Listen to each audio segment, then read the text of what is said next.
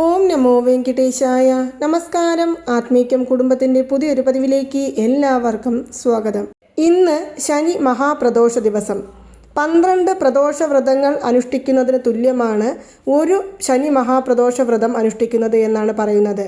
ഒരുപാട് പേർ കാലങ്ങളായി പ്രദോഷ വ്രതം അനുഷ്ഠിച്ച് ശിവഭഗവാനെ വഴിപാട് ചെയ്തു വരുന്നവരായിരിക്കും. മറ്റു ചിലരാകട്ടെ പ്രദോഷ സമയങ്ങളിൽ മാത്രം ക്ഷേത്രങ്ങളിൽ ചെന്ന് ദർശനം നടത്തി പ്രാർത്ഥിച്ചു വരുന്നവരായിരിക്കും.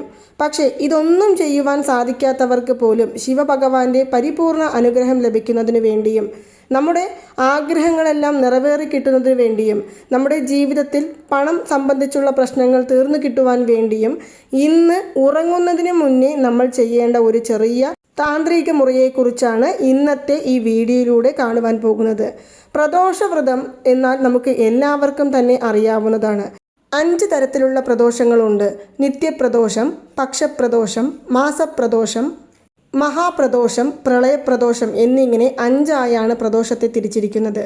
ഇതിൽ നിത്യപ്രദോഷം എന്ന് പറയുന്നത് നിത്യവും, പ്രദോഷകാലം എന്ന് പറയുന്നത് വൈകുന്നേരം 4 മണി മുതൽക്ക് 6 മണി വരെയുള്ള സമയത്തെയാണ്, അല്ലെങ്കിൽ 5:45 വരെയുള്ള സമയത്തെയാണ് നിത്യപ്രദോഷം എന്ന് പറയുന്നത്.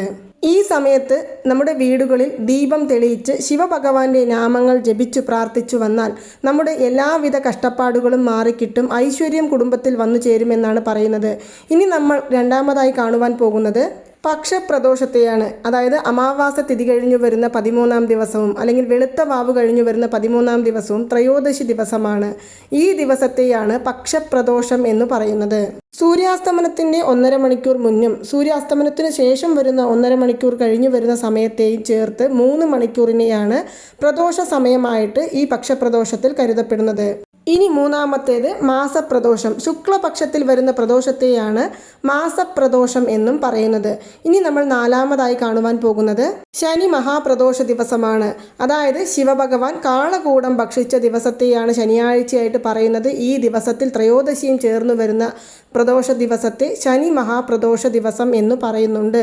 ഈ ദിവസത്തിൽ നമ്മൾ ശിവക്ഷേത്ര ദർശനം നടത്തുകയോ അല്ലെങ്കിൽ പ്രദോഷ സമയങ്ങളിൽ നമ്മൾ ശിവഭഗവാന്റെ നാമങ്ങളും മന്ത്രങ്ങളും ജപിച്ച് പ്രാർത്ഥിക്കുകയോ ചെയ്താൽ നമ്മുടെ പാപഫലങ്ങളെല്ലാം തന്നെ ഇല്ലാതായി തീരുകയും നമ്മുടെ കഷ്ടപ്പാടുകൾ മാറിക്കിട്ടുകയും ചെയ്യുന്നതായിരിക്കും.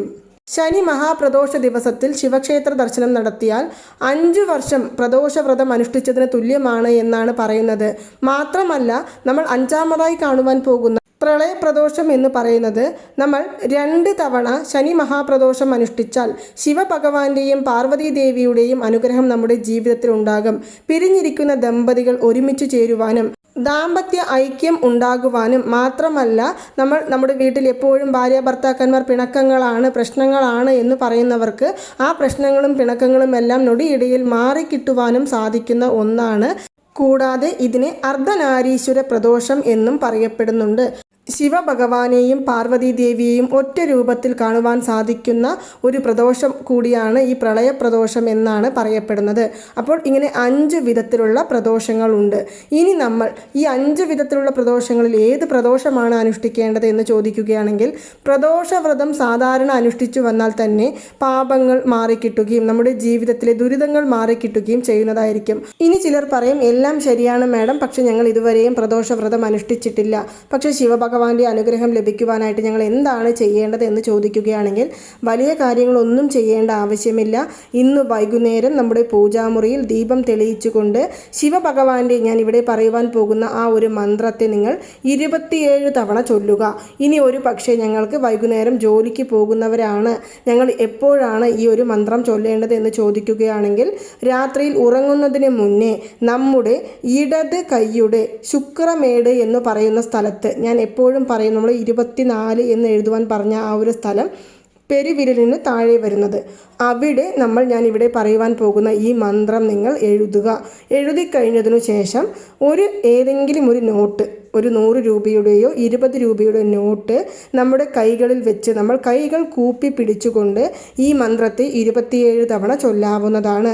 ഇനി അതല്ല, ഇന്ന് രാത്രി ഉറങ്ങുന്നതിന് മുന്നേ അല്ലെങ്കിലും നിങ്ങൾ എപ്പോഴാണോ ഇന്ന് ഈ വീഡിയോ കാണുന്നത് അപ്പോൾ ഈ മന്ത്രം നിങ്ങളുടെ കൈകളിൽ പെരുവിരലിന് താഴെ നീല നിറത്തിലുള്ള മഷി കൊണ്ട് എഴുതാവുന്നതാണ്. എന്താണ് ആ മന്ത്രം എന്ന് കാണുന്നതിന് മുന്നേ തന്നെ ഒരു കാര്യം പറയാം. ഈ മന്ത്രം എഴുതി കഴിഞ്ഞാൽ നമ്മുടെ സാമ്പത്തിക തടസ്സങ്ങൾ മാറിക്കിട്ടും. വരാതെ നിൽക്കുന്ന പണങ്ങൾ നമ്മളെ വന്നു ചേരും. പാഴ്ചെലവുകൾ കുറയും. മാത്രമല്ല, പണം പ്രശ്നം മുഖാന്തരം നമ്മൾ അനുഭവിക്കുന്ന എല്ലാ തരത്തിലുള്ള ദുരിതങ്ങൾക്കും ഒരു മോചനം ഉണ്ടാകും. നമുക്ക് മനസമാധാനം കിട്ടും. കൂടാതെ തന്നെ നമ്മുടെ ജീവിതത്തിൽ ശിവഭഗവാന്റെ അനുഗ്രഹമുണ്ട് എന്നുള്ളൊരു തോന്നലും നമുക്ക് ഉണ്ടാകുന്നതായിരിക്കും. അപ്പോൾ എന്താണ് ആ മന്ത്രം എന്ന് കാണാം. ഈ മന്ത്രത്തെക്കുറിച്ച് ഞാൻ നേരത്തെ തന്നെ പറഞ്ഞിട്ടുണ്ട്. ആ വീഡിയോ കാണാത്തവർക്ക് വേണ്ടി ഞാൻ വീണ്ടും പറയാം. ശിവ ശിവ വശി വശി, ശിവ ശിവ വശി വശി എന്നുള്ള ഈ മന്ത്രമാണ് 27 തവണ ചൊല്ലുവാനായിട്ട് പറയുന്നത്. ഇനി ചിലർ ചോദിക്കും, മാഡം പീരിയഡ്സ് ആണ്, പുലവാലായ്മയുണ്ട്, ഞങ്ങൾക്ക് ഈ മന്ത്രം ചൊല്ലാമോ എന്ന്. പീരിയഡ്സ് ആണ്, പുലവാലായ്മ ഉണ്ട് എന്നിരിക്കെ നിങ്ങളുടെ കൈകളിൽ നിങ്ങൾക്ക് ഈ മന്ത്രം എഴുതിക്കൊണ്ട് ചൊല്ലാം. അല്ലാതെ പൂജാമുറിയിൽ ഇരുന്നു കൊണ്ട് ഈ മന്ത്രം ചൊല്ലരുത്. മറിച്ച് നമ്മൾ ഉറങ്ങുവാൻ പോകുന്നതിന് തൊട്ട് മുന്നേ നമ്മൾ നമ്മുടെ പെരുവിരലിന് താഴെ ഈ ഒരു മന്ത്രം എഴുതിക്കൊണ്ട് ആ മന്ത്രത്തെ നോക്കി 27 തവണ ഈ മന്ത്രം ചൊല്ലി നമ്മുടെ കൈകളിൽ ഈ നോട്ട് വെച്ച് ശിവഭഗവാന്റെ അനുഗ്രഹം നമ്മുടെ ജീവിതത്തിൽ പരിപൂർണമായി ഉണ്ട് എന്ന് മനസ്സിൽ വിചാരിച്ചുകൊണ്ട് ഈ മന്ത്രം നിങ്ങൾക്ക് എത്ര തവണ ചൊല്ലുവാൻ ആഗ്രഹമുണ്ടോ അത്രയും തവണ ചൊല്ലാവുന്നതാണ്. മനസ്സ് ശുദ്ധമായിരിക്കുന്ന സമയത്ത് നിങ്ങൾ ഈ ഒരു മന്ത്രം ജപിക്കുക. മാത്രമല്ല, പൂജാമുറിയിൽ ഇരുന്ന് ചൊല്ലുന്നവരാണെങ്കിൽ വൈകുന്നേരം പ്രദോഷ സമയത്ത് ഇരുന്ന് ചൊല്ലുവാൻ സാധിക്കുകയാണെങ്കിൽ ഉത്തമം. ഇനി ഈ സമയത്ത് നിങ്ങൾ ക്ഷേത്ര ദർശനം നടത്തുന്നവരാണെങ്കിൽ അവിടെ ഇരുന്നു കൊണ്ടും 108 തവണ നമുക്ക് ഈ മന്ത്രം ചൊല്ലാവുന്നതാണ്. ശിവഭഗവാൻ നമ്മുടെ ജീവിതത്തിൽ നമ്മൾ എന്താണോ ആഗ്രഹിക്കുന്നത് അത് നമ്മളിലേക്ക് എത്തിച്ചു തരുവാൻ വേണ്ടി ഭഗവാനോട് നമ്മൾ പ്രാർത്ഥിക്കുന്ന ഒരു മന്ത്രമാണ്. ഇനി നോട്ട് കൈകളിൽ പിടിച്ചുകൊണ്ട് നമ്മൾ ഈ മന്ത്രം ചൊല്ലിക്കഴിഞ്ഞാൽ ആ നോട്ട് എന്തു ചെയ്യണമെന്ന് പലർക്കും സംശയമുണ്ടാകും. അതായത് രൂപ നോട്ട്. ആ രൂപ നോട്ട് നമ്മൾ പേഴ്സുകളിൽ സൂക്ഷിക്കാം, അല്ലെങ്കിൽ പണം സൂക്ഷിക്കുന്ന സ്ഥലത്ത് വെക്കാം. ഒരു 10 രൂപ നോട്ട് എടുക്കാം, അല്ലെങ്കിൽ നിങ്ങൾക്ക് 20 രൂപ നോട്ട്, 50, 100, 500 എന്നിങ്ങനെ നിങ്ങളുടെ കയ്യിൽ എത്ര രൂപ നോട്ടാണോ ഉള്ളത് അത് എടുക്കാം. ഇനി അഥവാ നോട്ടില്ല മാഡം എന്നുണ്ടെങ്കിൽ 1 രൂപ നാണയത്തുട്ടുണ്ടെങ്കിൽ അത് കൈകളിൽ പിടിച്ചുകൊണ്ട് ഈ മന്ത്രം ചൊല്ലിയാലും മതിയാകുന്നതാണ്. പക്ഷേ ഈ ഒരു നോട്ട് നമ്മൾ ചിലവാക്കാതെ എടുത്തു വെക്കാനായിട്ട് പ്രത്യേകം ശ്രദ്ധിക്കേണ്ടതാണ്.